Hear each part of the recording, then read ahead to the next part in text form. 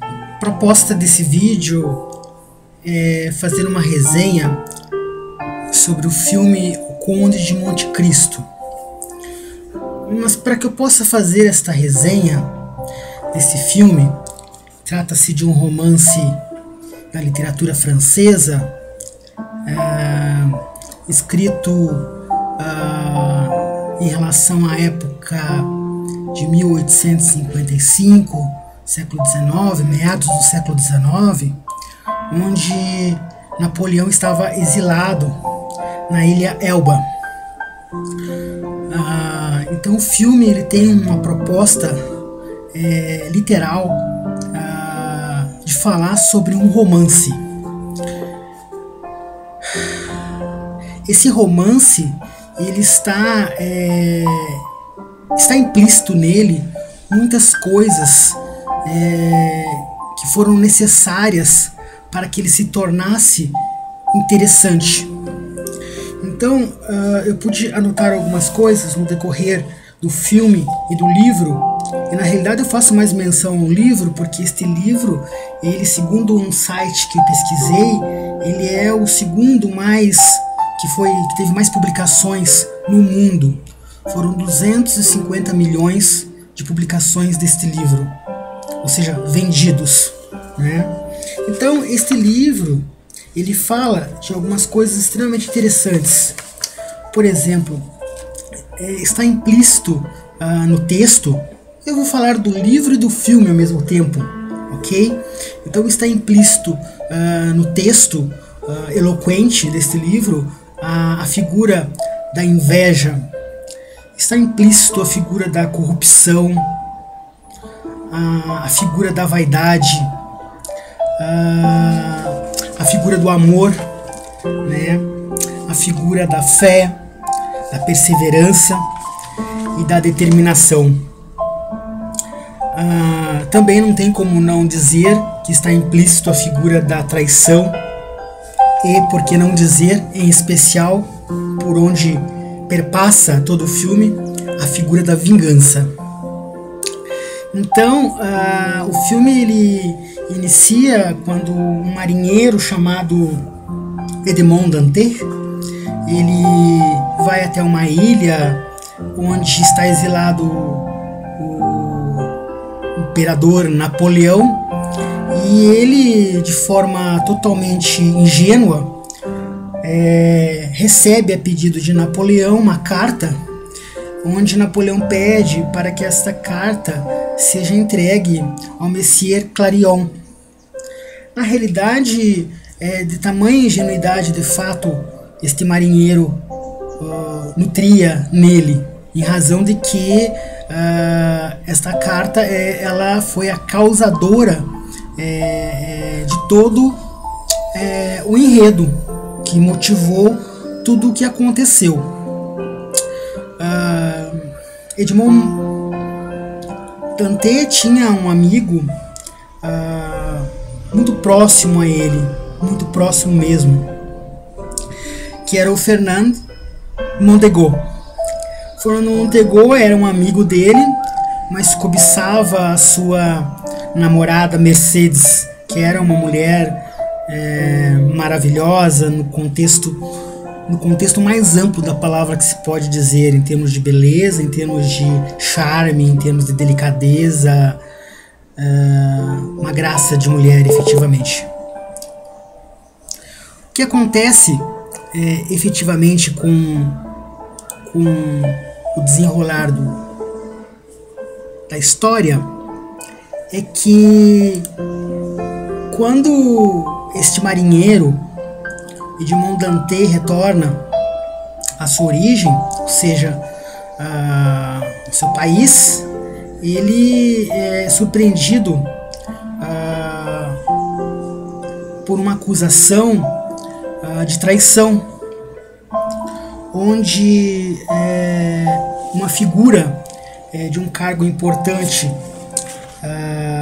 em seu país é avisado por um companheiro dele que esteve na ilha que ele teria recebido esta carta. E como este companheiro dele tinha sido não rebaixado, mas haviam promovido o Dante em função de uma briga que ocorreu na ilha e onde ele se destacou como um herói, digamos assim, defendendo os seus pares, ele foi promovido a capitão. Então, Dante ele ficou nesse momento com uma situação muito delicada. Ele tinha o invejoso de seu amigo Fernando Mondego e tinha o invejoso que era o primeiro imediato, Danglars, onde ele não foi rebaixado, mas ele continuou como o primeiro imediato, mas abaixo de Dante. Como se não bastasse,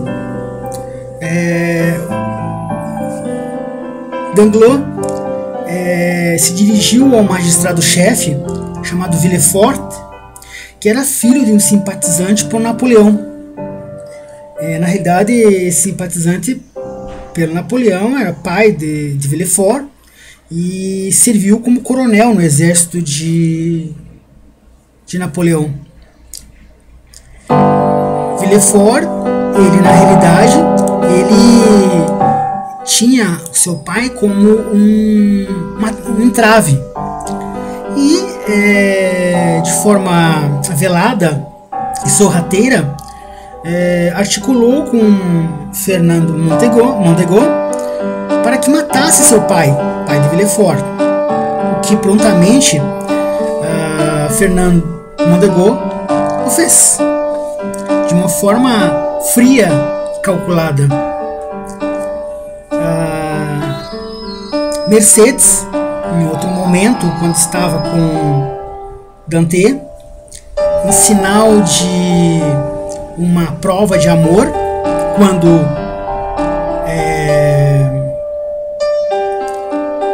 Dante se manifestou sobre o seu amor para ele,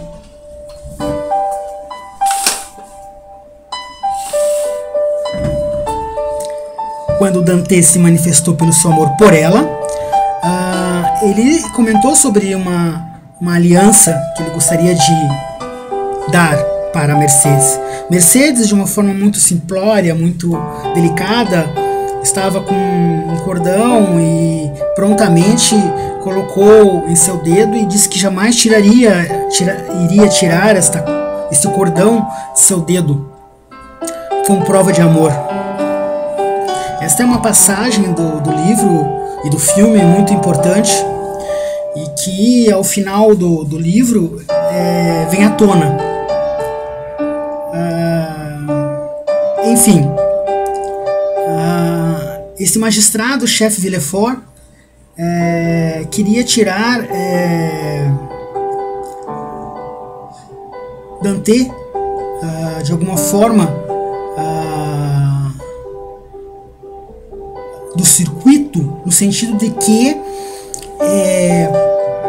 Fernando Mondego fez um favor para ele, matando seu pai, porque ele atrapalhava nos interesses dele em cargos políticos que ele almejava. Então, Villefort combinou com Fernando Mondego para que ele matasse seu pai e na contrapartida Villefort fez um favor para Mondego, tirando Dante do cenário, deixando dessa forma a Mercedes vulnerável para que ele pudesse fazer as abordagens que ele tanto intencionava. Dito e feito, Villefort queimou a carta, né, que era a prova da traição. Então a traição já deixaria de existir, né? Se ele queimou a carta, a traição perdeu o sentido. Porém, o que acontece? Quando o Dante estava se dirigindo para ir embora após esta inquisição de Villefort ofereceu a carruagem para levá-lo até a sua residência. Porém, mal Dante sonhava ou pensava que Villefort estava tramando contra ele. De fato, Villefort cedeu a carruagem porque na realidade ele iria preso para a ilha de Dif, que é uma ilha onde ficavam prisioneiros. Enfim, no decorrer dessa trajetória de ida até a ilha de Dif, Dante se rebelou e acabou matando uma das pessoas que estavam conduzindo. E efetivamente ele foi para a ilha de Dif, né? Repentinamente apareceu a família de Dante, junto com seu melhor amigo Fernand Mondego, onde estavam apelando pela soltura de Dante. E aí Villefort falou que na realidade ele tinha traído, mas não tinha, porque não tinha prova, mas como tinha cometido o assassinato de um dos policiais que estavam conduzindo, se fez necessário a prisão de Dante.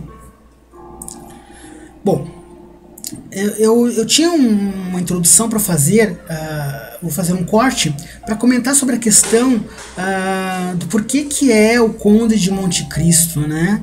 Na realidade, a figura do conde, o título de conde, era concedido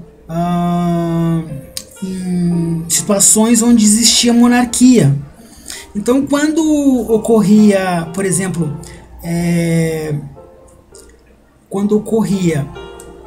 que determinado país ganhasse batalhas, o que ocorria?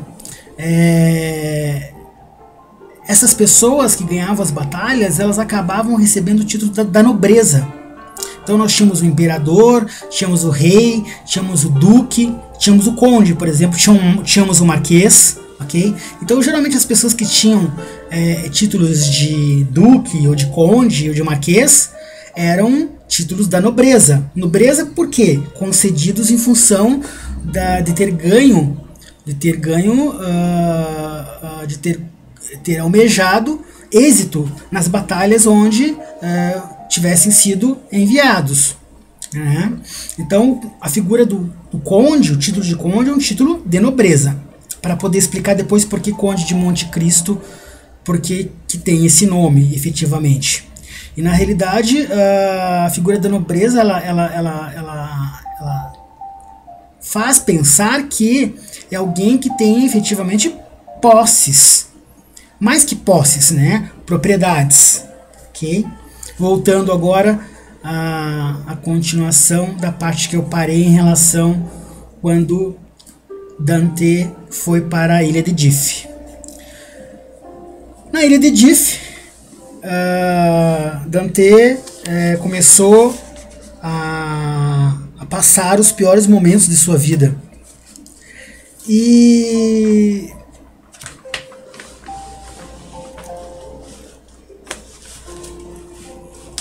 existia um escrito na parede do seu cárcere que dizia assim: o Senhor me fará justiça. Ele lia sempre aquilo, embora ele fosse descrente com a figura de Deus, né? Ele era bem descrente com a figura de Deus, assim como eu sou, mas isso não vem ao caso. Então passou-se 4 anos, né, lá naquele cárcere, e ele recebia uma alimentação extremamente absurda, né, a alimentação dele. Existia uma rotina, né, que ele ficava lá parado lá o tempo todo, né, sem fazer nada, e aí ele alimentava-se, vinha lá o carcereiro e trocava comida, e ele fazia suas necessidades, trocava-se dos recipientes e por aí ia, né.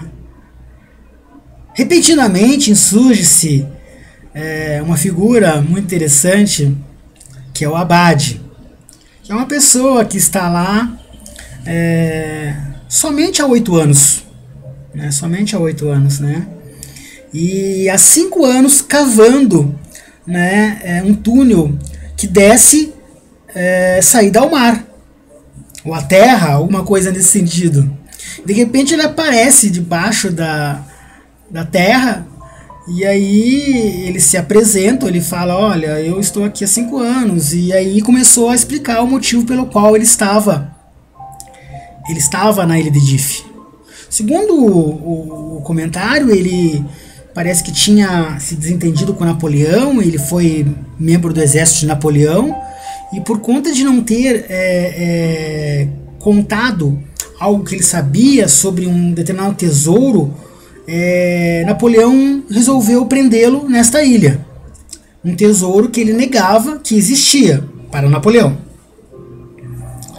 Então, quando ele se encontrou com ele era um padre, na realidade, ele falou que já tinha contado 72.519 pedras nas paredes do seu cárcere. E aí o abade, ele comentou que ele já tinha passado por isso. Ele já estava há 8 anos lá, 5 anos somente cavando. Aí eles conversando, etc e tal, ele propôs, o abade, que eles cavassem, que se eles cavassem de uma forma inteligente, que em 8 anos eles conseguiriam encontrar o mar ou a terra. E aí Dante ficou meio assim, indignado. 8 anos, aí o padre falou assim, mas você não pode me ajudar? Porque você tem algum projeto em paralelo? Você está muito ocupado? Então tudo bem.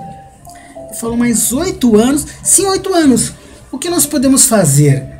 Você me ajuda a cavar nesses 8 anos este túnel, e eu, em troca, em função de eu ter uma certa idade, eu lhe concedo know-how, conhecimento, tudo que eu sei eu lhe ensino.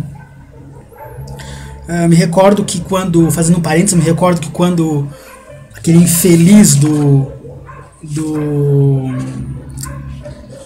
da pessoa que o acusou perguntou se ele não tinha lido a carta, ele falou que não sabia ler. Você veja, ele não sabia ler, né? Então o abade, ele acabou instruindo Dante. Quando o abade instrui Dante, me recordo de quando eu estava estudando filosofia, sobre a questão de que o Grande teve como preceptor, ou seja, um professor particular, ninguém mais que Aristóteles. Ou seja, Alexandre o Grande não era o grande à toa, ele teve um excelente professor, Aristóteles, né? Então, iniciaram seus trabalhos para cavar e encontrar a liberdade. Me lembra um filme, Um Sonho de Liberdade, que é um dos meus filmes prediletos. Este livro também me lembra Kafka, né? Então dizem que é melhor ter um culpado solto do que um inocente preso. E eu aprecio esta frase. Bom, segundo o abade, o padre, quando Dante pergunta para ele por que ele não revelou o que ele tinha efetivamente, por que se deixou ser preso, ele falou assim: eu sou o padre, não sou o santo. Ou seja, no lugar onde ele deixou o tesouro, que seria a ilha de Monte Cristo, né? Lá em um local chamado Espada, alguma coisa assim, lá tinha o tesouro tão procurado e tão guardado a 7 chaves. Então ele disse claramente: sou padre, não sou santo. Interessante. Então eles começaram a cavar, etc e tal. De repente, né, o que acontece? Acaba desabando o local onde eles estão cavando. E infelizmente o abade vem a falecer. Porém, antes do abade vir a falecer, ele presenteia o nosso amigo Dante com conhecimentos muito interessantes, como por exemplo, os meios justificam os fins, ou os fins justificam os meios. Isso lembra quem? O príncipe Maquiavel. Ele presenteou, por exemplo, o Dante com A Riqueza das Nações, de Adam Smith, falando sobre economia, e muitos outros filósofos, com certeza, como Platão, Sócrates, com certeza. Ensinou ele a lutar com esgrima, né? Foi muito interessante. Ou seja, ensinou ele a se defender, ensinou ele com certeza boas maneiras. Isso a gente pode ver depois, quando ele é literalmente um anfitrião, quando ele se torna o Conde de Monte Cristo. Bem, quando acontece o falecimento do abade, ele, em um momento de luz, ele percebe que quando os carcereiros vêm e colocam o abade num saco, ele vem e se faz substituir, né, pelo abade. E ao jogarem o abade num precipício, ao mar, quem vai? Dante. Dante vai ao mar e insurge-se em uma ilha onde corsários. Quem são os corsários, senão os piratas, os bandidos?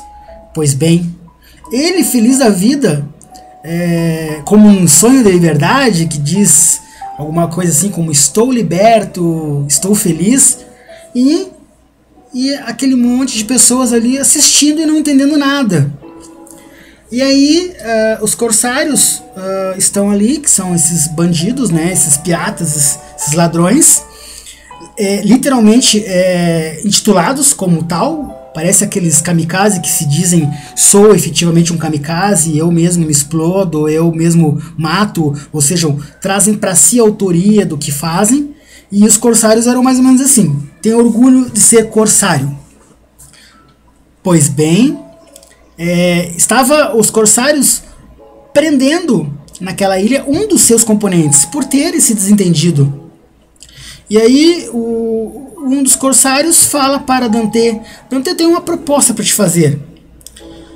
Você vai brigar com o nosso prisioneiro e quem ganhar fica vivo, né? Porque nós iríamos matá-lo. Aí ele falou assim: mas eu não quero brigar. Aí ele perguntou: você não tem outra alternativa, né? Você tem duas alternativas: ou você briga com ele, ou você mata, ou você morre por ele, ou você morre por nós. Aí ele falou assim: eu sempre quis ser um corsário. Ironicamente falando, né? Ou seja, acabou brigando com este prisioneiro. Este prisioneiro que ele brigou, ele era muito bom na faca. Olha a faca! Né? E o que acontece? Quando ele ganhou, obteve êxito na briga, até porque ele aprendeu a brigar, né, com o abade, ele, antes de dar o golpe final, isso me lembra o Gladiador, ele fala o seguinte: olha, não seria mais inteligente nós não matarmos ele e você ter duas pessoas com virilidade, né, com capacidade de brigar mas tenacidade para poder roubar, etc e tal. E aí o corsário falou assim: olha, você tem razão. E aí essa pessoa que poderia ter sido morta pelo Dante jurou gratidão e lealdade ao Dante. E por si, em função desse contexto, tornaram-se amigos. Bom, é lógico que eu não comentei, mas é importante falar agora que o abade, ele, naquele local chamado Espada, que era a ilha de Monte Cristo, ele deu um mapa para ele onde tinha o tesouro que ele de fato tinha descoberto. E Dante foi com este amigo que ele iria matar, esse fiel escudeiro agora, né, até a ilha de Monte Cristo, onde que ele fez? Descobriu o tesouro. Era muito tesouro, né? De posse desse tesouro, o que ele fez? Ele pegou o tesouro e foi para Paris, né?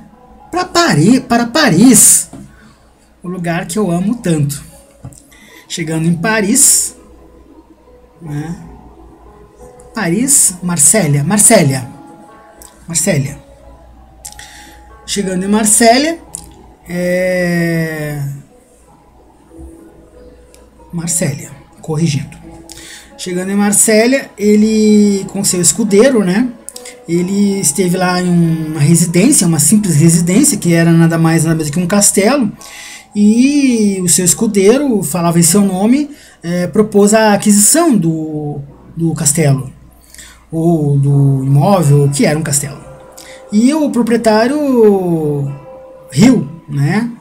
Zombou, porque achou que eles não tinham cacife, quando de repente o escudeiro abre a carruagem e tem muitas joias, muito interessante. E efetivamente ele compra o castelo. Bom, nesse momento, o Dante ele tem que ingressar na sociedade marseliense, se é que se pode falar assim, de uma forma que ele seja apresentado à sociedade. E por incrível que pareça, isso me retrata muito uma situação da sociedade convencional, que é a seguinte, né? Ser nobre é algo que vem, né, de um contexto X, né?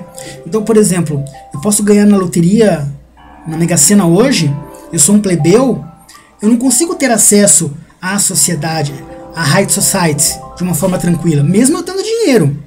Eu tenho que ter um viés clássico, eu tenho que ser introduzido nessa sociedade de uma forma literalmente sensível, e com o tempo eu só aceito a sociedade, né? Então não adianta eu querer entrar na alta sociedade se eu não tiver o sangue azul. E aí, uma das condições de ter o sangue azul, me pareceu ser, né, naquele momento, era que ele tinha muitos recursos. É que ele comprou aquele castelo e com certeza não era barato aquele castelo. E daí o que ele fez? Ele mandou convites para a nobreza de Marsella. E com isso fez a sua apresentação de uma forma literalmente triunfal. Quem ele convidou? Convidou nada menos de que o seu traidor, né, Fernando Mondego, que agora estava casado com Mercedes. Convidou nada menos do que aquele cidadão que mandou matar seu pai, né, que era nada menos do que uma pessoa que tinha uma posição muito importante na sociedade, né? E aí o Villefort, né? E a sociedade marseliense como um todo. Bom, enfim, quando ele foi apresentado a essa sociedade, ninguém sabia o poder dele, quem ele era. E ele estava lá na realidade somente para uma coisa, nada mais que outra coisa. Ele desejava somente se vingar. E ele foi de forma inteligente e articulada conduzindo isso. E se eu não me engano, eu já ouvi falar que a vingança é um prato que se come frio. E foi de fato desta forma como ele fez. A vingança é um prato que se come frio. Villefort e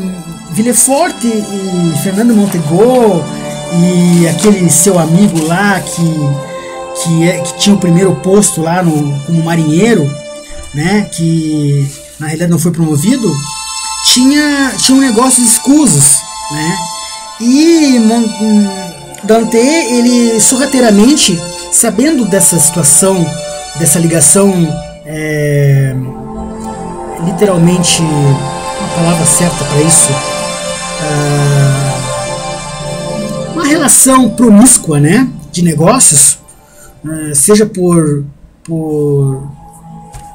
vamos falar assim, importação por debaixo dos panos, impostos, faturamento superfaturado, coisas desse gênero, assim. Então o que aconteceu? Dante criou uma situação onde impediu que Fernando Mondego obtesse êxito nos seus negócios, né? E que ele na realidade fosse a bancarrota, ou seja, que quebrasse, né? E restou para Montego uma pessoa que ele não se relacionava muito bem, que era aquela pessoa que tinha traído Dante também, né? Que era a pessoa que era lá que não tinha sido promovido. Então ele ficou nas mãos dessa pessoa e teve que fazer negócio com ele. E o que aconteceu? Em um carregamento de mercadoria que Dante provocou, ele acabou fazendo com que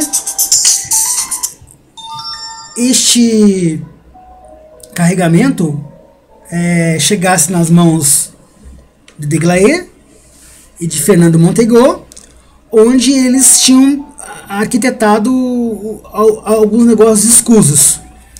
E aí Dante programou um flagrante com a polícia local e acabou prendendo Deglaé, que era o dono do porto ali, né? Que cuidava das... Não era o dono do porto, era a pessoa que tinha as relações comerciais ali no porto, ok? E aí Fernando Montego também foi acusado de pirataria e coisas desse gênero. Bom, nesse interim, a relação de Fernando Montego com Mercedes era uma relação que é notório no filme, no livro, uma relação fria. E ele tinha uma relação fria também com o seu filho, né, Albert, que iria completar 16 anos. Antes de Albert completar 16 anos, Albert pediu para ir para Roma, passar o carnaval. Chegando em Roma, né, lá ele foi articulado também por Dante. Seus amigos corsários provocaram um tipo de um sequestro. E Dante apareceu como herói, salvando Albert, que era filho de Mercedes com Fernando Montego. Aí Albert ficou muito grato por ele ter salvado a sua vida, etc. e tal, e convidou ele para ir a Paris, né, que era onde o conde Fernando Montego morava com a Mercedes. E o que acontece? Aí ele conseguiu se aproximar da família de Fernando Montego e Mercedes, né? Voltando um pouquinho, quando Dante se apresentou à sociedade, ele na realidade no momento seguinte, porque não foi nesse momento que Mercedes percebeu a presença dele, ela sentiu de alguma forma que ele era uma pessoa que ela conhecia de alguma forma. Em um determinado jantar, creio que foi o jantar do aniversário do Albert, que ele fez algo assim como um trejeito, onde fez com que ela lembrasse e taxativamente soubesse que ele era Dante, né? Então Mercedes acabou descobrindo que Dante não estava efetivamente morto, né? Como havia falado Villefort, né, no passado. Bom, a questão agora é que depois que Dante se aproximou da família e ele já começou de forma articulada a desmontar todo, conseguir se vingar, no primeiro momento do Deglaé, que foi aquele marinheiro que o traiu, no segundo momento agora de Fernando, né, o Mondego, né. E aí ele precisa também desmascarar Villefort.